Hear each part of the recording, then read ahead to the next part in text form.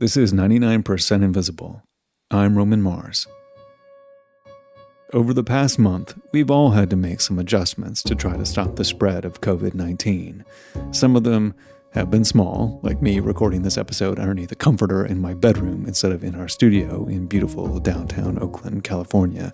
I mean, that experience is unique to me, but another adjustment that I've made, and one that you probably had to make too, is wearing a mask in public. If you've been paying attention to the directives about where and when or even who should be wearing masks, then there's a good chance you've been a little confused because they've changed dramatically. Here in the US, we're just not used to needing to cover half of our faces in public. But if you look at the other side of the world, it's a different story. In parts of Asia, wearing a mask in response to the coronavirus pandemic was a totally easy and normal adjustment. Rebecca Kanthor is a reporter based in Shanghai who has lived in China for the past 17 years, and she is here to tell us why the culture of masks developed so differently there, and the doctor who started it all. Yeah, I remember the first time I really started taking this seriously. I was traveling on my way home to see my in-laws, actually, for Chinese New Year.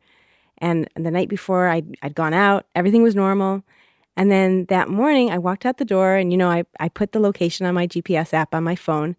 And you know how on your phone, the GPS app will tell you in this nice, calm voice, which direction to start off in? Mm-hmm, yeah. Well, this time, my GPS app said this. 准备出发，高德提醒您注意疫情防护，戴好口罩，请注意安全. So it's saying, please wear a mask if you're going out. Be safe. Wow. I don't think my GPS has ever been quite that intimate with me before. Yeah, my phone's never gotten that personal with me before. I mean, it's totally weird. So it stuck with me. And then, after I heard that, then I was looking around and I started noticing everyone around me on the street was wearing a mask. Mm-hmm. It was like between the day before and that day, like a switch had been flipped. Everyone knew exactly what to do.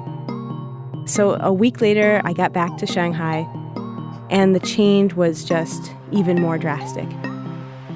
People weren't going outside, but anyone who did go outside was wearing a mask.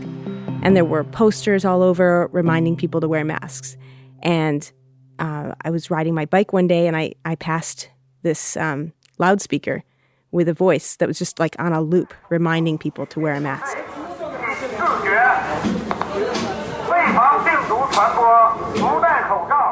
And so the thing is, everyone has to wear a mask, but at that time, you couldn't buy one anywhere. The pharmacies were all sold out. I mean, I tried online. So does that mean that everyone just already had a mask? Yeah, I guess. I mean, I think people had masks at home. So, eventually a friend gave me some, which was really nice. But the whole experience got me wondering, how come everybody else was so prepared? And I'm the only idiot, got caught off guard. Right. It seems you're from the U.S. and, I'm here in the U.S. and we just seem to have a very different relationship with masks in general. Yeah. It's nothing that I counted as something I should keep in my first aid kit at home. But I guess everyone else here was doing that. And so why do you think that is? Why does China have a different relationship with masks? Yeah, I was really curious about that. So I started looking into the history of masks in China. And it turns out they've been used here for a really long time. So Roman, I sent you a photo in the Zoom chat. Do you have it there? Yeah. So this is a black and white photo. It's a couple people wearing, big white masks. Everything is kind of covered except for the eyes, and it's a little thicker and gauzier than the ones that we might see people wearing around today. But it's basically the same principle. It's a mask. So when was this photo taken? So this photo is from over 100 years ago, when China was the scene of another devastating epidemic, the Great Manchurian Plague. Oh, wow, okay. Manchuria at the time was contested territory. It's where northeast China is today. Right. And in 1910, it became the site of a really deadly outbreak of plague. 95% or more of those that got infected died. And they died fast, within just a few days of contracting the virus.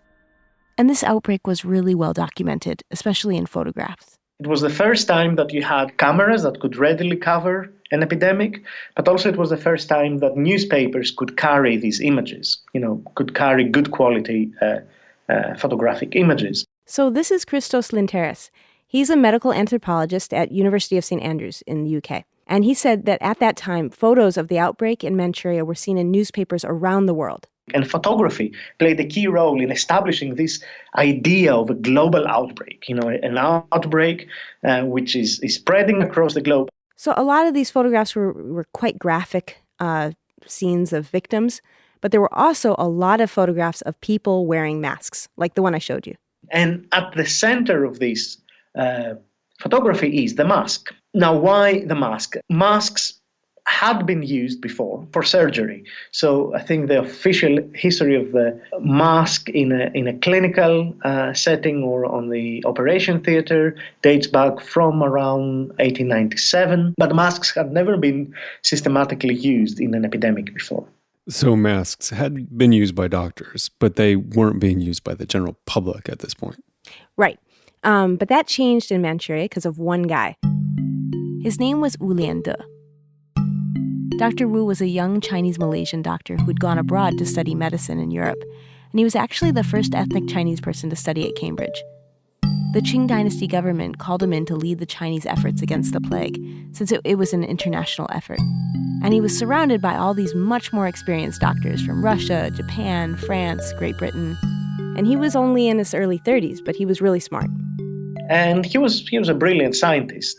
And he soon came across the people with symptoms, and he concluded, okay, this is pneumonic plague. And he had this idea that it spread in an airborne manner. So meaning it spread from droplets in the air coming from people's noses or mouths.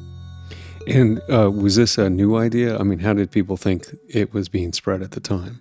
Well, there's different kinds of plague. There's bubonic and septicemic. Those ones are spread by fleas from small animals. And at the time, most of the experts thought that was how this plague was spreading. But Dr. Wu, he figured out that this outbreak was a different kind of plague. I mean, he was treating all these people with respiratory symptoms.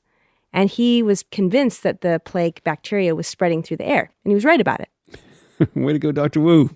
Yeah, and so he made us, it seemed like a simple suggestion.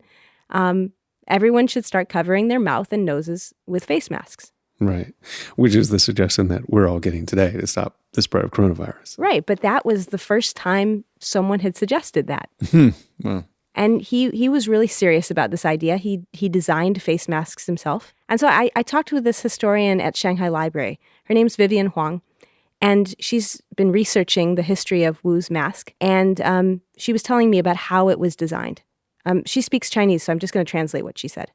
就是这样子的，就是它大概是就是普通的那个。She said it was this basic gauze mask with 2 layers, and in between the layers there was about a 4 by 6 inch piece of cotton that was about a ½ inch thick, and then there were these 2 strings to tie the mask behind your head.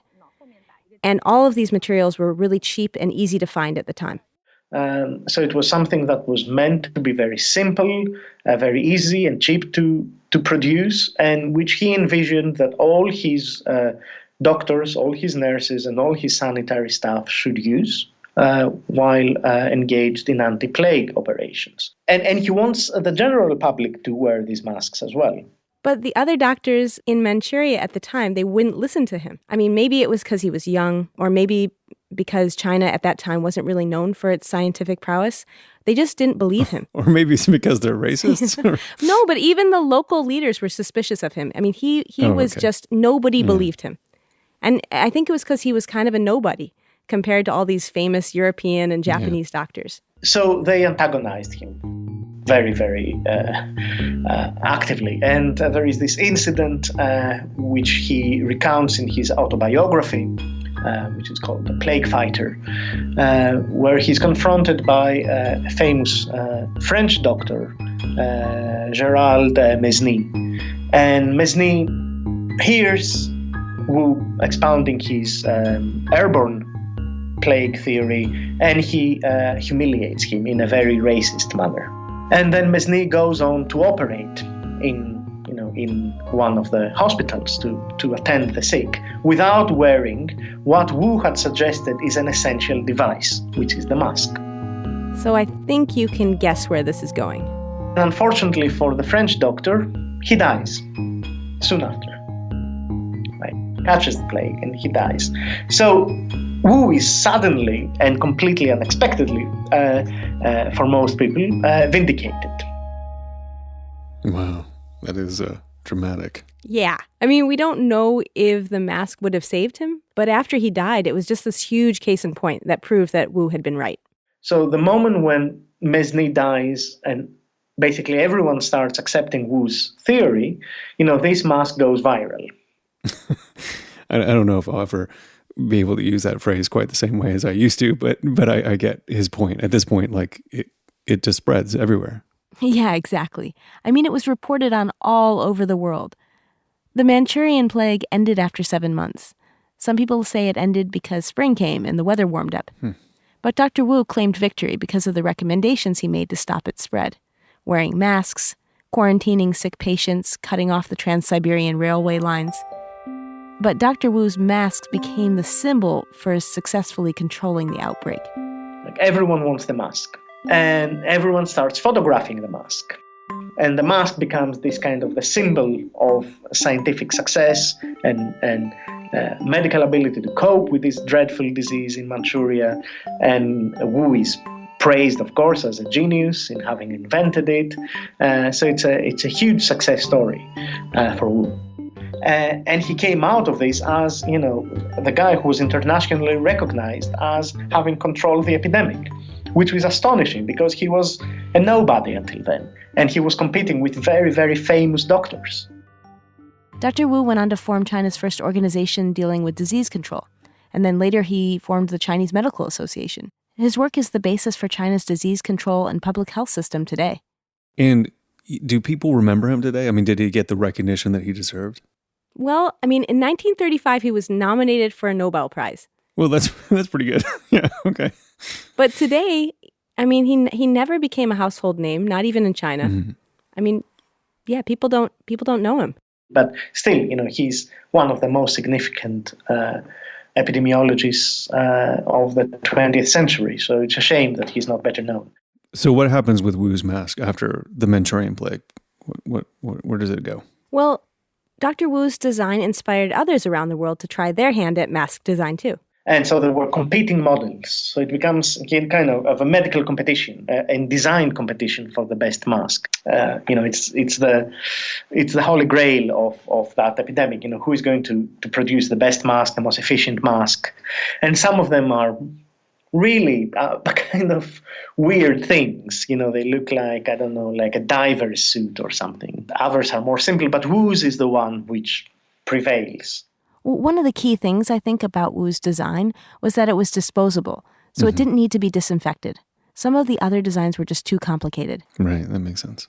So 7 years later, when the 1918 flu epidemic hit, masks similar to the ones that Dr. Wu designed started being used around the world. This was a device that was globally recognized by doctors as well as the lay public as a necessary and efficient anti-contagion device.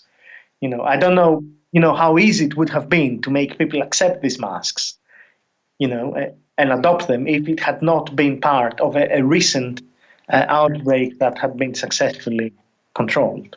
And during the 1918 flu, Americans wore masks a lot like Dr. Wu's. Nancy Toms is a history professor at SUNY Stony Brook, and she's written a lot about the epidemic. She told me about all these great photos of Americans wearing masks during the flu epidemic. So there's this really wonderful picture of a baseball game in Pasadena, California. And you can see the umpire, the catcher, and the pitcher, who's up to bat, all wearing masks. And then behind them, you can see the spectators also wearing masks. So if people were wearing them during a baseball game, like I can barely wear one like on a brisk walk, right, for a couple blocks. So does this mean that everyone was wearing masks at this point? Okay, so to be fair, I think that was the only baseball game where people wore them. Okay. It was reported as the first baseball game where players wore masks, and it was probably also the last one. And yeah, so it was a little bit of propaganda to get people to wear masks. Yeah, it was for show. Professor Tom said that these photos, They're mostly police officers, nurses, but also baseball players and society ladies. They were meant to convince more people to wear masks. So they were like Instagram influencers. Totally. Yes. So, I mean, this time around during this pandemic, I've been seeing news items and on social media photos from back in the 1918 pandemic. And you see these photos and I guess it's easy to assume that everyone was wearing the mask. But Professor Tom says we shouldn't assume that it was that universal. It's more, I don't want to call it an elite practice, but a specialized practice. So you're going to find it among certain groups, and their wearing of it is going to be replicated as a way to make everybody feel calmer and safer. But was the expectation that every American should go around with a gauze mask? I don't think that happened. Still, local health officials were calling on people to wear masks, and in some cities there were mask ordinances. So if you were caught without one, you were fined or you went to jail. Okay. And women were being called upon to sew masks for the cause. Yeah, which is another thing you see today. So right after that 1918 pandemic ended, Americans kind of stopped using masks. So it was just kind of this like blip in American history where it wasn't unusual to wear a mask. Yeah.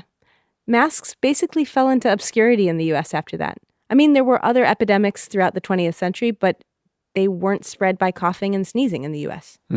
But in China, there was never a chance for people to forget masks for too long. First of all, in China, you have a continuity of the use of the mask, right? So the mask story does not end in 1911 or 1918. It continues, through several other outbreaks in the 20s and the 30s. And then in Maoist China, after 49, again, the mask plays an important role in public health campaigns. You see the masks in a great number of public health propaganda posters. I think this is kind of an important point. A lot of folks would say that wearing a mask is kind of a cultural thing in China. I think that's kind of true, but Vivian Huang was telling me that it's only normalized in China because they were required to wear them by the state. 政府会宣传，通过报纸啊，通过很多这个我们叫招 Huang told me that public health campaigns on neighborhood chalkboards or posters on telephone poles all promoted wearing masks. And in the 20s and 30s, Shanghai newspapers, they published articles and cartoons that tried to popularize the use of masks. Yeah, and women's magazines showed masks as kind of like a status symbol. And there were these magazine articles teaching readers how to knit their own masks. I'm falling for this fashion thing as well because I have a kind of a more technical store-bought mask, like an N95 left over from the wildfires of California. But I also have a handmade one, and it might not have the efficacy of the manufactured one, but I like wearing it more because it's prettier. Exactly. Like you're more willing to wear something that you like the way it looks. Yeah, sure. Anyway, through it all, Dr. Wu's gauze mask design, or something similar to it, survived. And then if we flash forward to the 2002 SARS epidemic, again, masks appeared. Doctors were wearing surgical masks, but Vivian Huang remembers seeing people on the streets wearing masks similar to the ones that Dr. Wu designed. 那时候已经差不多要毕业论文，所以其实我后来有被封在学校里面。 Back then, she says she was a student. She was stuck on lockdown on her university campus in Shanghai. And once again, there were public health campaigns on hand washing and wearing masks. And she says that's why this time around, everyone remembered and knew what to do. So it's not exactly that, people in China are more like inclined culturally to wear masks. They just had more occasion in recent history to wear masks. And so they know what to do, or they know what the deal is. Yeah, exactly. But that's not to say it's been easy for Chinese people to get used to wearing masks. I mean, even this time around, at first, older people really resisted. Right. that kind of happened here too, where we were trying to convince our boomer parents to stay in because we were fearful they would die. So. Yeah, and it's the same thing. I mean, younger people here were telling me that at first they were really having to nag their parents and grandparents to wear masks. And they were joking that they had to nag their, older relatives with the same intensity that they were being nagged to get married. So like direct and relentless. Exactly. They're calling up their family every day saying, please wear a mask, please wear a mask. So yeah, Vivian Huang told me it's really taken Chinese people 100 years to get to this point of acceptance of wearing masks during an infectious disease outbreak. And now it's to the point where people will just wear them when they've got a cold. It's just normal here. 大家不觉得戴口罩是一个非常奇怪的行为，特别是在冬天的时候，我不知道你有没有注意。 She said at least wearing a mask is not strange. You wear it in the winter to keep warm or to protect from pollution or if you have a cold. It's a normalized daily behavior. And no one would look at you strangely for choosing to wear one. Yeah, and that really wasn't the case here in the US. I mean, if you were wearing a mask before all this, like, people would wonder why. It seems like that's really starting to change in the past couple weeks. Yeah, I mean, now I would say that maybe like 80% of the people in stores are wearing masks and even walking along the street. I mean, the strange thing is that in the Bay Area, we actually have a little bit of a history of wearing N95 masks because there's wildfires here every year. And so it's not uncommon for people to have a couple in their home to deal with smoke. So I think we were more ready to take on masks, but I've never seen them like this. I mean, it's totally like people are wearing every type of thing, homemade masks, N95 masks. They're really everywhere. Yeah, and that's quite different from the past, because I've been hearing from Asian American friends that there was like real trepidation about wearing a mask in public because the culture of masks is so different, or has been so different in the US.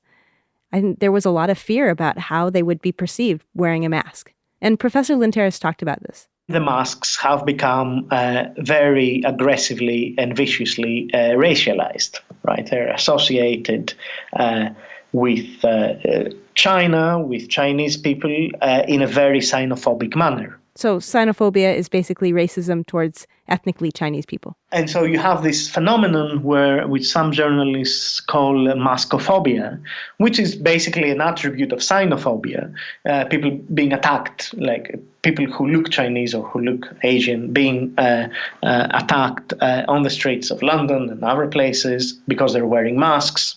Professor Linteris says this kind of insidious racism isn't even recognized by most people, but it's always been connected with disease. So from the very birth of xenophobia in the modern Europe and America, xenophobia has been connected with this idea of epidemics coming from China and being spread by Chinese people, right? And I think that the mask and maskophobia is kind of is tied to these racist and xenophobic attitudes. But in China, there's no maskophobia. Mm-hmm. It's people who aren't wearing masks during this pandemic that are seen as strange. It is, the baseline, as it were, of self-protection. But more importantly, it's not so much about protecting yourself against being infected. It is more of protecting others. I think this is something I didn't really fully appreciate at the beginning of all this. I mean, I think I had this instinct that when people were wearing masks before, that they were trying to protect themselves. They were really worried about their own health when it came to a pandemic. But the truth is, it's like the opposite of that. Like they have a little bit of cold and they don't want to spread it to you. A mask does a really good job of keeping them from spreading it to you. They're protecting me. Exactly. They're being conscientious. Yeah. So have you gotten used to wearing a mask regularly? I mean, it's definitely not fun to wear a mask. I mean, I'm not going to lie. I mean, I have glasses. Wearing masks. Yeah, that's the worst. Oh, it's the worst. Yeah, it's tough. My glasses are always fogged up, and I hated wearing them on polluted days in Shanghai. They made me feel really depressed. Right. But during this outbreak, I'm really surprised. They do not make me feel depressed. And I feel like seeing everyone around me wearing a mask, I feel like a sense of solidarity. I mean, I can't see their face. I can't see their whole face, but I feel like we're telling each other, I'm watching out for you. Right. And I mean, I'm paying much more attention to people's eyes because that's how I can tell what their expression is. Right. You can see that they're smiling. Yeah. So, I mean, when I see other people wearing a mask, I feel like it's a reminder that we're all in this together.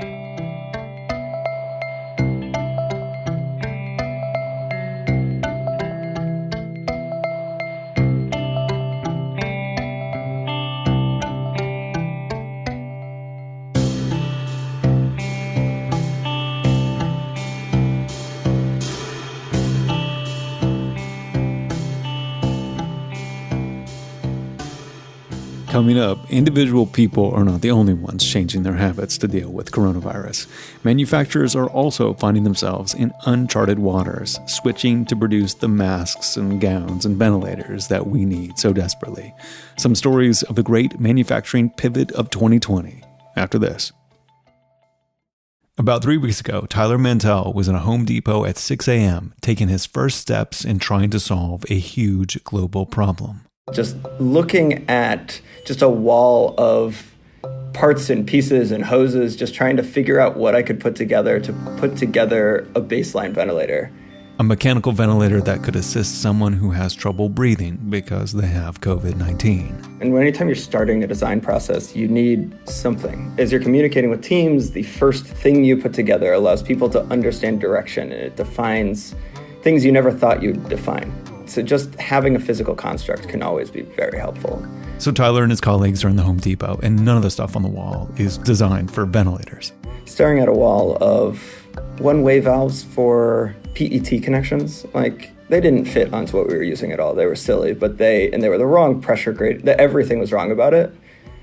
But we needed to understand what it is we were working with. It was interesting. It was a throwback to the scene in Apollo 13. This is the scene where the mission control technicians have to figure out how to fit a square filter into a round hole using only the items that can be found in the Apollo 13 spacecraft, or all the astronauts are going to die. Okay, people, listen up. People upstairs handed us this one, and we gotta come through. We gotta find a way to make this fit into the hole for this. Using nothing but that. Damn, that's the greatest scene in movie history. Anyway. We just started throwing stuff in a cart. I think I put $150, $200 on my credit card and ran a bunch of stuff to the lab, and we started piling things together until it made our first iteration of a ventilator. As you can tell, Tyler Mantell doesn't normally make ventilators. So most of the time I make robots that swim through water pipes to find leaks. This is a huge problem with old infrastructure. 20% of the world's clean water is lost to leaky pipes. But suddenly, that wasn't the most pressing problem in the world. When coronavirus came and hit us like it did, the ability to travel and do, some of the big projects we have coming up went away. So we started to look at what else we could do. And my co-founder of the ventilator project is actually also my roommate. We work in the same building, and we just started talking about the fact that ventilators are going to be a huge shortage. And so I started digging into it, and you start to find out that a ventilator is not a difficult product. The lack of difficulty doesn't mean it's easy. It means it's straightforward. So Tyler and his co-founder at the Ventilator Project, Alex Frost, assembled a team of over 200 remote volunteer engineers, medical, regulatory, and business professionals to try and help solve the global ventilator shortage as fast as possible. And even though the details from company to company are very different, a lot of manufacturers are making a similar pivot. If you're a manufacturer, that's kind of what you're always looking like, could we make something like that? Could we make that? That's sort of in our blood, This is Matt Anderson, the co-founder of Sound Devices. They normally make high-end audio mixing and recording consoles. A couple weeks ago, I was texting back and forth with my head of manufacturing, Lisa, and said, I wonder if we could make ventilators or masks or something. They ended up concentrating on face shield masks. I came in and talked to my sales guys and said, hey, do you guys want to call some hospitals and see if this is true about there being a shortage? Because I don't know. And they made some calls, and they came back and they said, yeah, definitely hospitals really need these badly. So that's, a few minutes later, we just started buying parts That was on a Monday that we started that. And then it was 32 hours later, we had the first ones coming off the end of the line. And today, if you go to the product page on sounddevices.com, you can order a 32-channel, 36-track mixer and a 100-pack of single-use medical face shields. And much like the ventilator project, when Matt described his company's pivot to our producer, Emmett Fitzgerald, who you'll hear in the next clip, it wasn't the technology or the know-how needed to make the product that was the hard part. You take the foam, stick it on there, staple on the elastic, and you're done. It sounds really simple.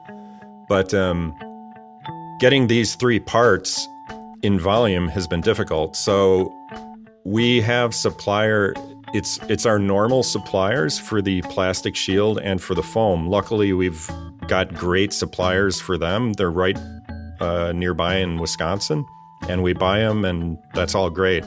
The elastic piece, that's been kind of a nightmare to get in quantity. I'll give you, for instance, last week, 2 of our purchasing people, Lorraine and Chinyi, were driving all around northern Wisconsin, going from Walmart to Walmart and Joann's Fabric to Joann's Fabric, buying up all the elastic they could find. I feel like when you picture manufacturing, you don't picture the manufacturers driving to Joann Fabrics to get the stuff they're making. Well, and normally you don't, but this is a special situation, right? So, yeah. Right. It's typical when you call, you say, I want to buy this much foam, and they say, lead time is 6 weeks, and you go, okay, no problem. You plan for that. Well, in this pandemic, 6 weeks does us no good. Supply chains, regulations, and factories have to be more nimble than ever before because the virus is a moving target. Just ask Jen Garino, CEO of the Industrial Sewing and Innovation Center in Detroit, which normally makes fashion apparel. I will tell you that this has been such a quickly changing environment. At first it was mass. So we sampled all these masks. And then it was no longer masks, it was really gowns. And gowns has really turned out to be the big problem and really what we're most suited to make. And what is an isolation gown exactly? So an isolation gown there's varying degrees. And trust me, when I say I have learned a lot in the last 3 weeks, acronyms I didn't know before, the whole thing.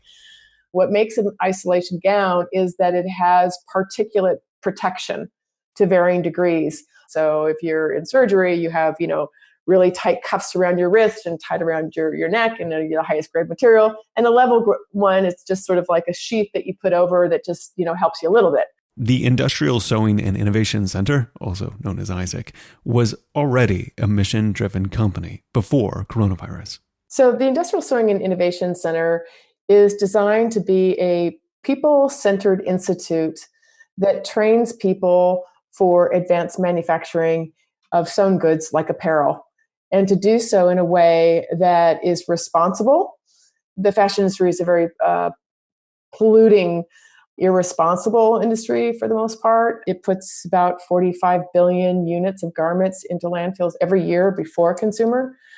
One of the solutions to changing these bad practices is to manufacture closer to home. So instead of stores speculatively buying clothes they think will sell 9 months in the future, they use more advanced and local manufacturing to quickly fulfill orders on demand. So you get rid of a whole waste stream, and now you have a whole resource pool that you can now allocate to paying higher wages and being sustainable. From that standpoint, we really believe that having a sustainable product is not sustainable unless the people making them have sustainable lives. You can't fight every battle at the same time. Right. I totally get that. But how have you approached balancing your mission to the moment? That's right. You can't make everything first priority. So sustainability, I will have to tell you right now, is not our number one, priority because, we're working on polypropylene. And these are disposable gowns. You wear them once and you throw them out. It's the opposite of sustainable. But we've learned a lot about how that stuff gets recycled. So, we're learning as we go about these waste streams and what you can do about these waste streams. So it's interesting that even though we're creating more waste, we're also understanding what you do with it when it's done. But I think what hasn't changed is our commitment to training people and treating people differently than they've been treated in a factory environment. So we're just making different products. So how do you physically make the factory safe so that workers can be separate and still do their jobs? Good question. Yeah. So one of the things that we had to do is when you're manufacturing in a lean way, you reduce costs by reducing the space by which you hand things to each other. So in a typical cell, a cell is a team of people working on different parts of an item. Once the item's through the cell, it's completed. Literally, you have pieces of fabric that are tied together that are kind of making their way around, the cell. So you're very, very, very close, and that's how you remain competitive.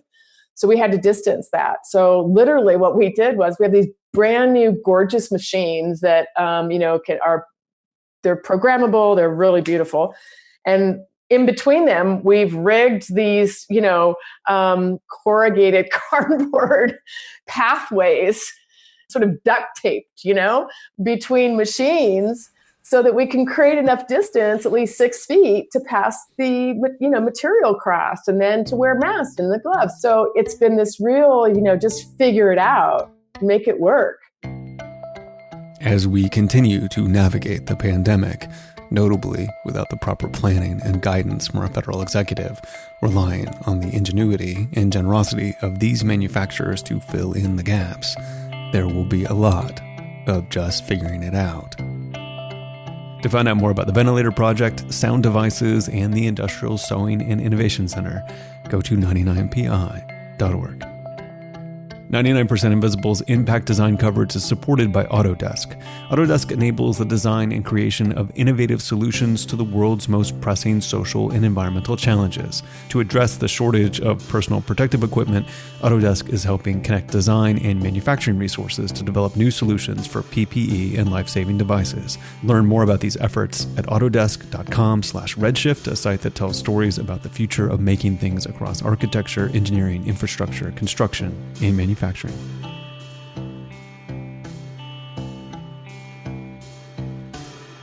I have a special announcement. We have a book coming out. It's by Kurt Kolstad and me, and illustrated by Patrick Vale. It's called The 99% Invisible City.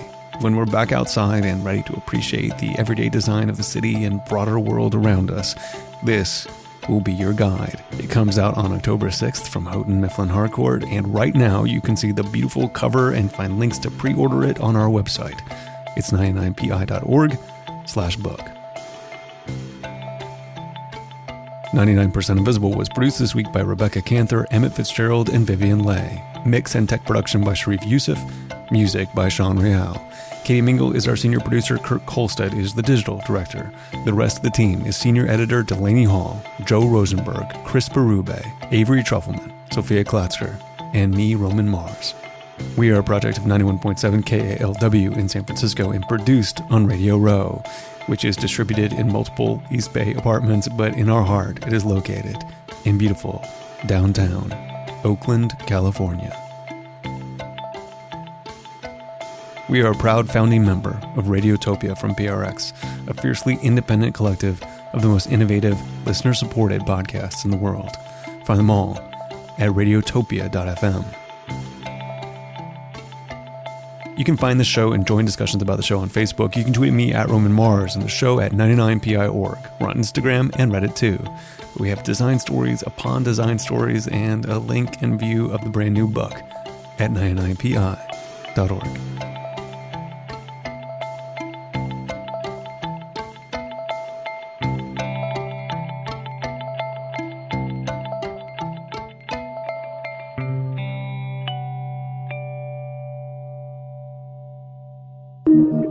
Radiotopia.